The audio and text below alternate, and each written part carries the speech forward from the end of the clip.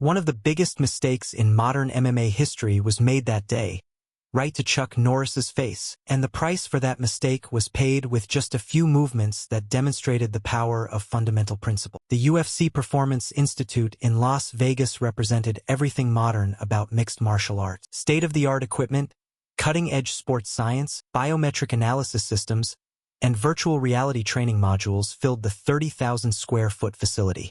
This was where the future of fighting was being written, where traditional boundaries were being pushed, and where a new generation of athletes was redefining what it meant to be a martial artist. Tyler, the future Mason, embodied everything the Institute stood for. At 26 years old, he was the undefeated light heavyweight prospect everyone was talking about. With a perfect 15-0 record, 12 knockouts, and a fighting style that seamlessly blended wrestling, Brazilian jiu-jitsu, Muay Thai, and boxing, Tyler represented the evolution of combat sports. He was social media savvy, scientifically trained, and absolutely convinced that modern MMA had rendered traditional martial arts obsolete. Tyler's rise had been meteoric. 3 years earlier, he had been an unknown fighter grinding it out in regional promotion. Now, he was 2 wins away from a title shot, had endorsement deals with major athletic brands, and commanded a social media following of over 2 million across all platforms. His Instagram was filled with highlight reels, training footage featuring the latest equipment, and philosophical posts about how modern fighters had transcended the limitations of previous generations. Traditional martial arts are museums, Tyler had said in a recent podcast that went viral. They're interesting from a historical perspective, but they have no place in real fighting anymore. We've evolved beyond that. That Tuesday morning at the Performance Institute, Tyler was filming content for his YouTube channel, documenting his training camp for an upcoming fight against veteran contender Marcus, the Hammer Rodriguez. The cameras followed him through his workout routine, plyometric exercises designed by sports scientists, sparring sessions analyzed by computer algorithms, and recovery protocols that would have been science fiction just a decade earlier. Tyler's coach, David Iron Mitchell, was a former Navy SEAL turned MMA trainer who had built his reputation on integrating military combat techniques with modern fighting science. At 45, David understood both old-school discipline and new-school innovation, though he often found himself frustrated by Tyler's dismissive attitude toward traditional martial arts. "Remember, Tyler," David said as they finished a particularly intense sparring session, "there's wisdom in the old ways. Don't throw out everything that came before." Tyler pulled off his gloves, sweat glistening on his muscular frame. "Coach, with respect, that's exactly the kind of thinking that holds fighters back. We know more about human biomechanics, sports psychology, and combat effectiveness than any generation in history. Why would we limit ourselves to techniques developed when people didn't even understand basic anatomy?" David shook his head but said nothing. He'd had this conversation with Tyler countless times, and his fighter's arrogance seemed to grow with each victory. As Tyler finished his post-workout interview with the camera crew, discussing his upcoming fight and his philosophy on modern combat sports, a small commotion near the entrance caught his attention. A group of Institute staff members had gathered around someone, their conversation animated but respectful. "Is that who I think it is?" one of the cameramen asked, zooming in on the figure at the center of attention. Tyler squinted across the gym and felt his heart skip slightly. Standing near the entrance, dressed in simple black pants and a gray polo shirt, was Chuck Norris. At 73 years old, the martial arts legend still carried himself with the unmistakable posture of a lifelong warrior. His presence seemed to command attention without demanding it, drawing curious glances from everyone in the facility. Chuck was there as a guest of the Institute's director, Dr. Sarah Chun, who had invited him to observe their latest research into traditional martial arts applications in modern combat sports. The Institute had been conducting a study on how classical techniques could be integrated with contemporary training methods, and Chuck's expertise was invaluable to their research. "Mr. Norris," Dr. Chun said as she guided him through the facility, "we're particularly interested in your perspective on how traditional karate principles translate to modern fighting scenarios." Chuck nodded thoughtfully, his eyes taking in the impressive array of equipment and technology. "The principles never change," he said quietly. "The applications might evolve, but the foundations remain the same.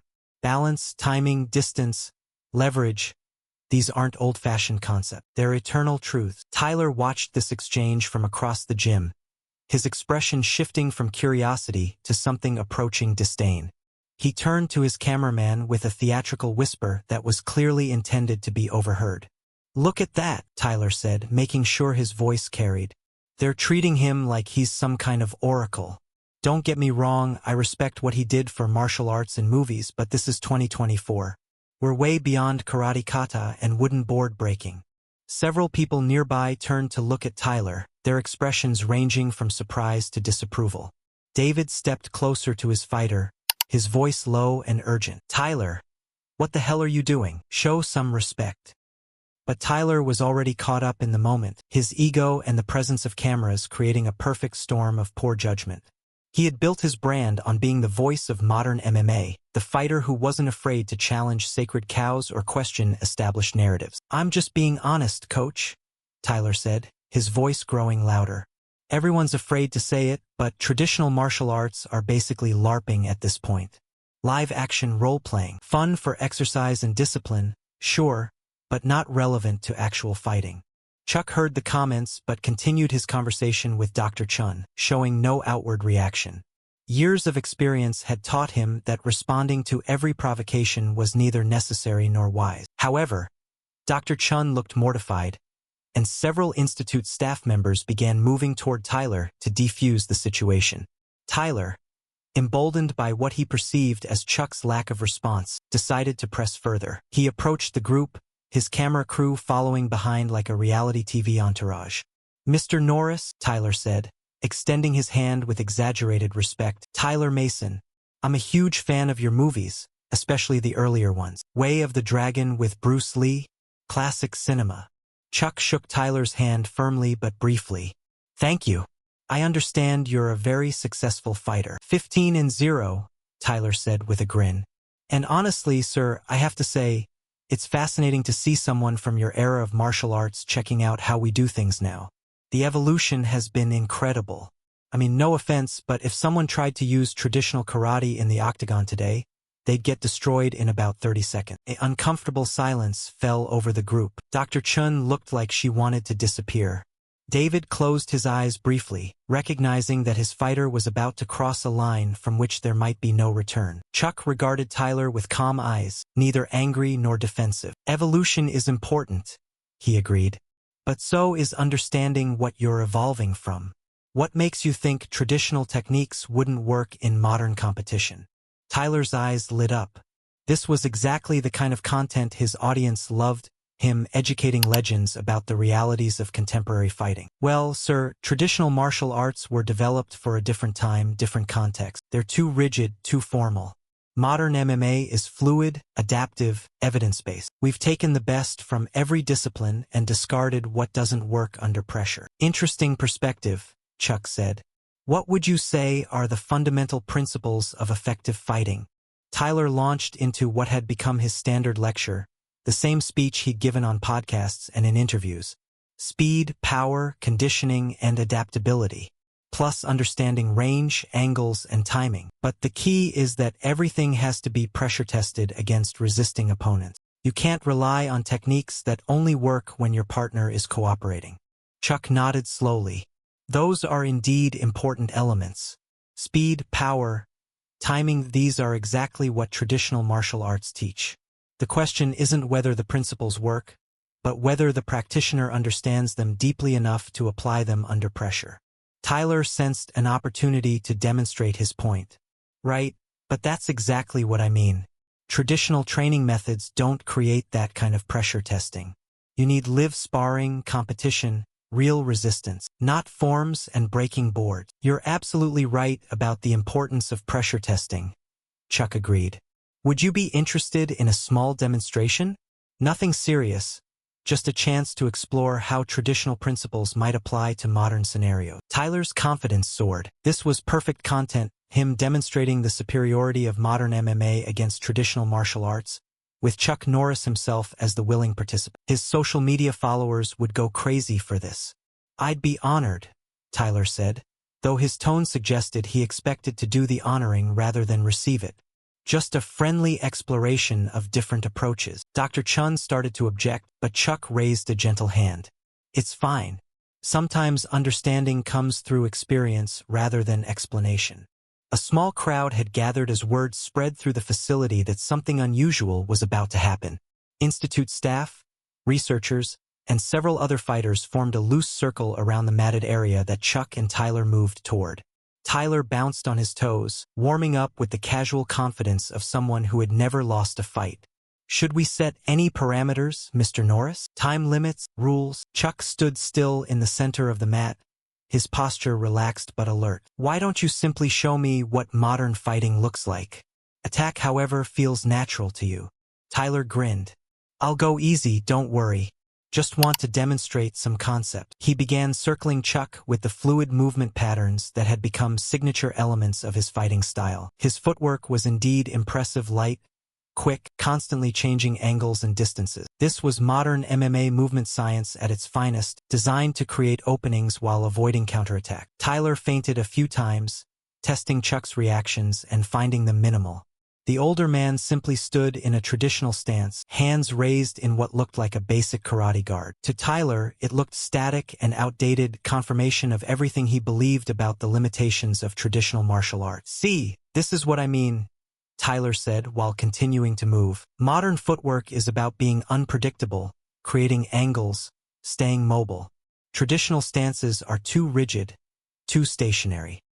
Chuck said nothing, but those watching closely noticed that despite his apparent stillness, he was tracking Tyler's movement perfectly, his body making subtle adjustments that kept him centered and balanced. Tyler decided to demonstrate his point more clearly. He shot in for a takedown, using the kind of wrestling technique that had become fundamental to MMA success. His approach was technically sound, explosive, and well executed, exactly the kind of attack that had overwhelmed his previous opponents. But Chuck wasn't there. The movement was so subtle that many observers missed it entirely. Chuck had simply shifted his weight, adjusted his stance by mere inches, and Tyler found himself grasping air, his momentum carrying him past his target. "Interesting," Tyler said, resetting his position. "Good reflexes for your age." He tried again, this time with a combination approach, a striking feint followed by another takedown attempt. Again, Chuck's response was minimal but perfectly effective. A slight step, a gentle redirection, and Tyler's attack found nothing but empty space. Tyler's confidence began to waver slightly, though he maintained his casual demeanor. "You're pretty slippery. Let me try a different approach." This time he attacked with strikes, throwing the kind of combination that had finished several of his professional opponents. A jab to set up distance, followed by a powerful cross, then a hook to finish. Each punch was thrown with genuine speed and technique. Chuck moved like water, flowing around Tyler's attacks with such economy of motion that it seemed choreographed. But unlike Tyler's elaborate footwork patterns, Chuck's movements served a clear purpose. Each adjustment was precisely what was needed to avoid the incoming attack while maintaining perfect balance and positioning. After 2 minutes of this, Tyler was breathing noticeably harder while Chuck appeared completely unaffected. The younger fighter's attacks were becoming more desperate, his technique slightly less crisp as frustration began to override his game plan. "Stand still and fight," Tyler said, the first hint of real irritation creeping into his voice. Chuck spoke for the first time since the demonstration began. "Fighting isn't about standing still. It's about being exactly where you need to be when you need to be there." The simple statement hit Tyler like a revelation he wasn't ready to accept. Everything he'd been doing, all his movement, all his angles, all his sophisticated footwork, had been countered by someone who seemed to barely move at all. Tyler decided to end this with authority. He launched his most devastating combination, the same sequence that had knocked out his last 3 opponents. Left hook to the body, right uppercut, left hook to the head, thrown with full power and commitment. Chuck moved forward. It wasn't a dramatic counterattack or a flashy technique. He simply stepped into Tyler's combination at precisely the right moment, his hand making gentle contact with Tyler's chest as the younger fighter overcommitted to his final hook. Tyler found himself sitting on the mat, not hurt but completely off balance, looking up at Chuck with genuine bewilderment. "How did you?" Chuck extended his hand to help Tyler up. "Timing. And 50 years of understanding that the most sophisticated technique in the world means nothing if your fundamentals aren't sound." Tyler accepted the help and stood, his worldview suddenly feeling much less stable than it had 5 minutes earlier. "I don't understand." My technique was perfect. My timing was good. My angles were textbook. Your technique was indeed excellent, Chuck agreed. But you were fighting your idea of what traditional martial arts look like, not responding to what was actually happening in front of you. You assumed that because my stance looked basic, my understanding was basic. You confused simplicity with simplistic. The circle of observers remained silent, recognizing that they were witnessing something rare, not just a physical demonstration, but a teaching moment that transcended combat sports.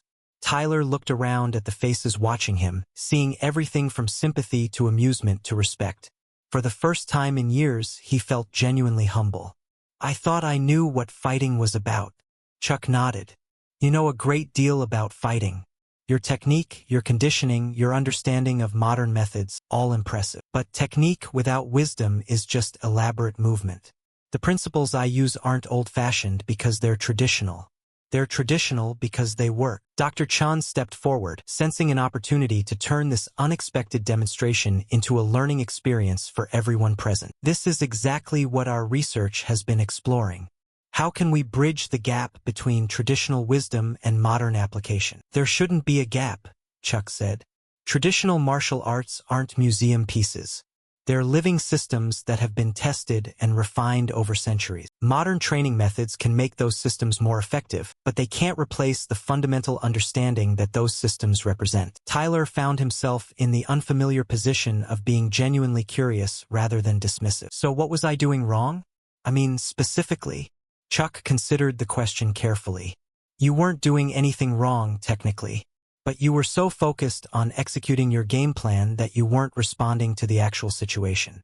You had decided what kind of fight this was going to be before it started. Traditional training teaches you to respond to what is, not what you expect. But how do you train that? How do you develop that kind of awareness? The same way musicians develop musical sense or writers develop their voice, through years of disciplined practice focused not just on technique, but on understanding. Forms, meditation, slow sparring, partner exercises, all the things modern fighters dismiss as outdated.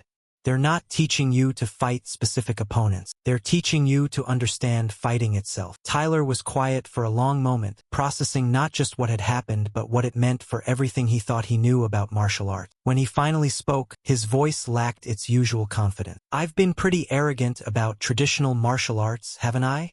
Chuck smiled slightly. Confidence is important for a fighter. But so is humility. The moment you stop learning is the moment you start losing, even if the scoreboard doesn't show it yet. David approached his fighter, seeing an opportunity for genuine growth. Tyler, this is what I've been trying to tell you. Modern methods are incredibly valuable, but they're tools, not truths. The truth is deeper than any technique. Tyler nodded slowly, still trying to reconcile what he'd experienced with what he'd believed. Mr. Norris, would you be willing to work with me? I mean, not to replace what I'm doing, but to help me understand what I'm missing. Chuck considered the request. Understanding comes through practice, not explanation.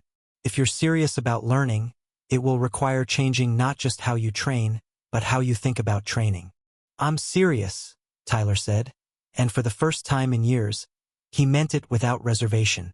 Over the following months, Tyler began what he later described as the most challenging period of his fighting career. Under Chuck's guidance, he learned to slow down, to focus on understanding rather than just executing.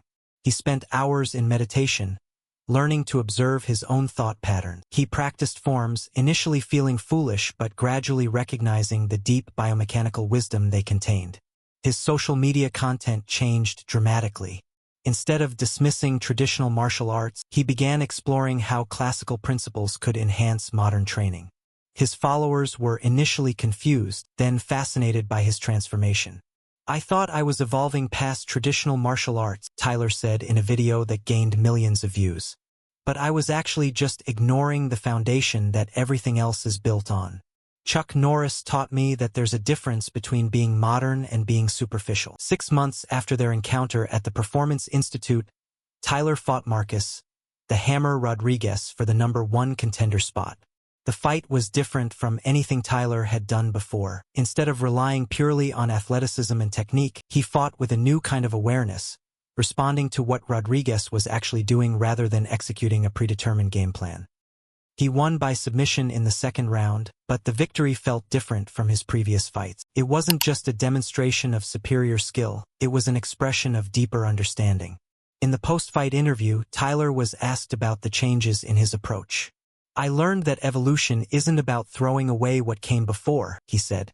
"It's about understanding it so deeply that you can build something even better on top of it." Chuck watched the fight from his home in Texas, proud not of the victory but of the growth it represented. The young fighter who had dismissed traditional martial arts as obsolete had become a bridge between old wisdom and new application. Years later, when Tyler had become champion and established his own training center, he would tell his students about the day he learned that fundamental principles never go out of style. "I thought I was teaching an old legend about modern fighting," he would say. "Instead, he taught me that some truths are timeless and that real strength comes from understanding, not just from technique." The lesson extended far beyond martial arts. In an age of rapid technological change and constant innovation, Chuck Norris had reminded everyone at the Performance Institute that day that progress isn't about discarding the past. It's about understanding it deeply enough to build a better future. And sometimes, the most profound education comes not from books or lectures, but from a few simple movements that demonstrate the eternal power of fundamental principles.